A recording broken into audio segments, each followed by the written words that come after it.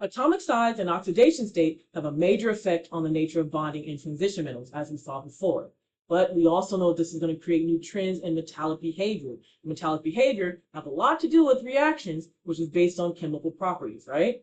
So the lower the oxidation state of the transition metal, the more metallic behavior it's going to have. And so we're seeing like, okay, metallic behavior here because we have our lower transition metal.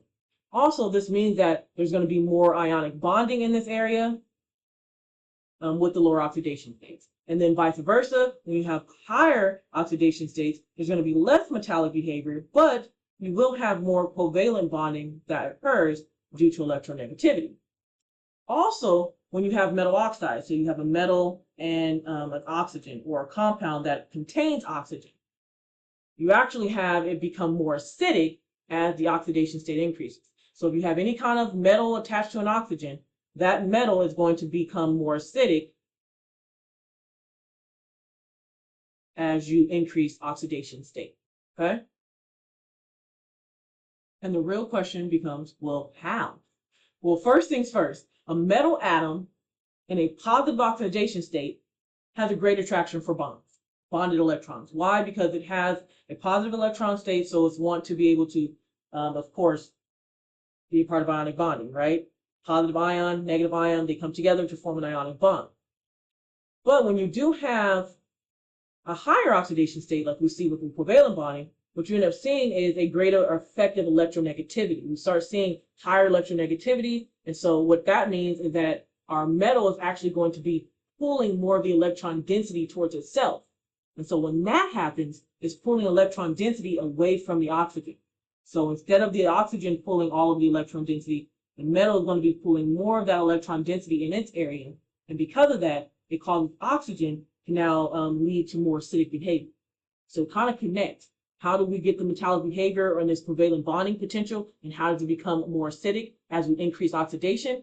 Well, we increase oxidation. That means you're increasing the amount of shielding of that nucleus. So you're not expecting a lot of different types of bonds. What you're normally seeing is electronegativity, specific type of electronegativity for these metallic compounds, these transition metals, that allow the electron density, again, to move away from any oxygen atoms it's attached to, making them more positively charged, leading to acidic behavior in chemical compounds and, of course, solution.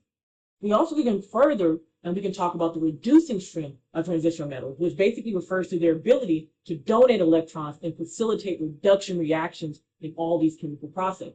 Because yes, even though we saw before that we could have some covalent kind of tendencies due to electronegativity, we still are talking about the ability to donate electrons overall.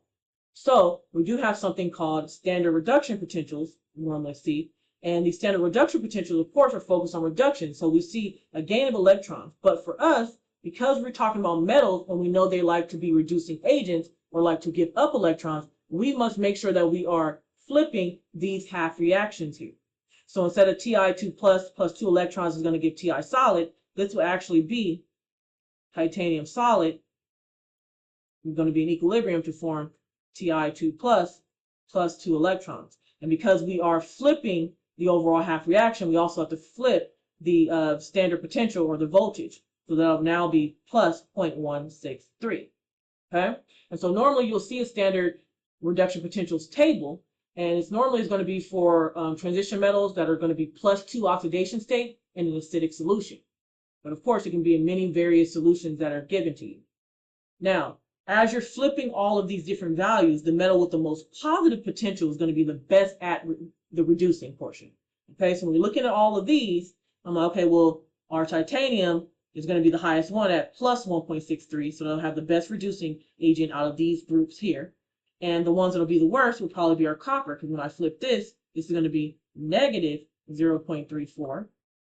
And that negative is very important. Why is all this very important? Because we just like to see what metals do when they're in the presence of other things. Okay, and then we want to make sure that they have a specific reactivity. So for us, we're basically seeing how these metals are going to react in the presence of H+. The goal is to see if in the presence of H+, it's able to reduce H+ to now H2 gas. Okay, so in order to do this, you need to have an energy that is at least higher than 0. So since our copper is going to be negative 0.34, we do not see copper being that reactive. So copper wiring, all the things it's used for, it's pretty great that it's not reactive because you don't want something that's reactive to cause extreme reactions in all of the different electrical wirings or structural buildings or materials. You also don't see that much reactivity with like gold, for example. So if you have like real gold earrings or something like that, imagine if you put, every time you put gold on your skin and jewelry, it just had this random reaction. Okay, we're talking about real gold here. So we do not want those specific issues. And so you do start understanding reducing strength in a lot of ways. You actually start creating what's called an activity series. Okay, to basically show the most reactive and least reactive elements in relation to other elements. For example, like our hydrogen or H plus to H2. Okay? And this is all in relation to like water or steam, nothing else outside of that.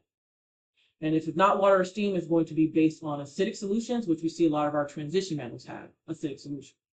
All this basically correlates to help us understand how transition metals, electron donating tendency, or the ability to give up those electrons, translate to their positioning on this activity series here. It's all about their positioning on the activity series here, folks. Okay? So the position on the activity series is going to be based on those electron donating tendencies. And then, of course, this is overall emphasizing their pivotal role in redox reactions and, of course, all kind of industrial processes and catalytic processes as well.